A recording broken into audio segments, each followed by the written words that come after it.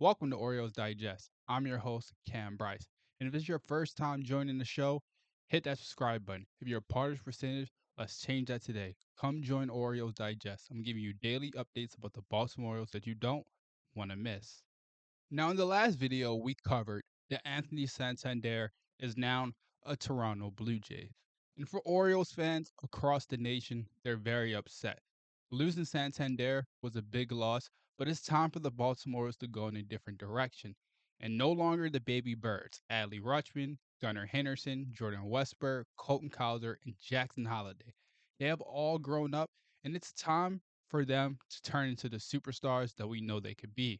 So in this video, we have a lot to cover, but I want to get into one important topic that's on everyone's mind. What will the future hold for Brandon Hyde?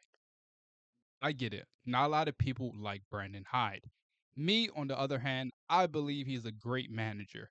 He's been with this team since the beginning. He's been through so many struggles, so many least talented rosters, and he still became a good guy for the clubhouse. And with a young team, it's been struggles in the playoffs, but you can't put the blame all on Brandon Hyde. These players have to show up. And some fans seem to just attack Brandon Hyde and be like, he's the worst manager I've ever seen. If we had a good manager, we could possibly already been in the World Series. That's not the case. Now, the Baltimore's have did a good job this offseason bringing veteran presence in to help them with their playoff push. It's going to be a key year for Brandon Hyde. Like I said before, if he fails in the playoffs, it's time to move on from him.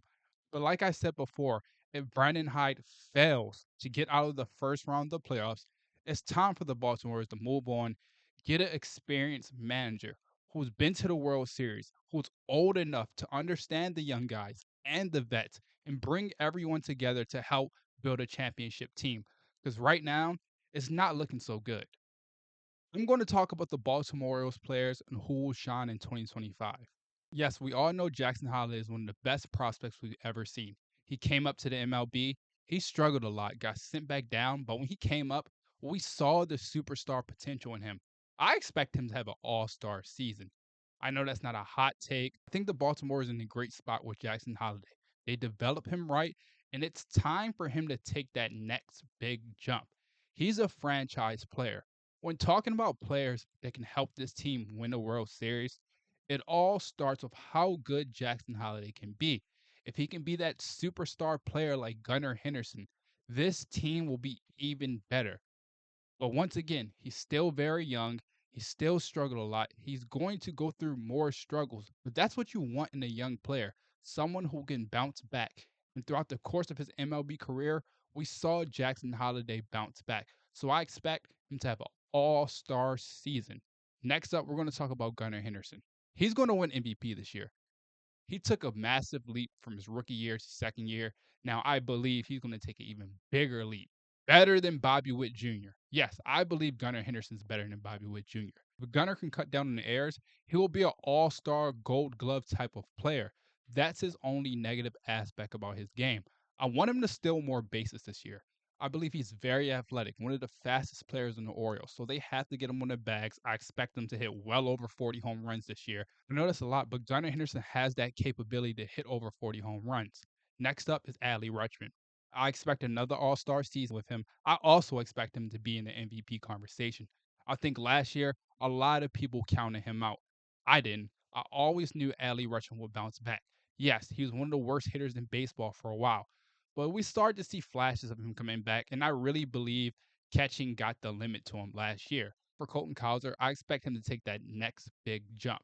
I expect him to be a better defender, more aggressive on the base paths, hit more home runs, more RBIs, get that OBP up because that's very important. On base percentage. The Baltimore Orioles have to have guys on base this year, and we have to be better with runners in scoring position. And Colton struggled with that a lot last season. So I hope this offseason he focused on the things that he needs to do, and next year he'll be better in key situations. Jordan Westburg, he's going to have an all-star season again. Now, the last one I have is Grayson Rodriguez. I feel like he's going to be top 5 in Cy Young voting this year. He's going to have one of the best seasons of his young career. I really believe that. But Grayson Rodriguez has that potential to be one of the best pitchers in baseball.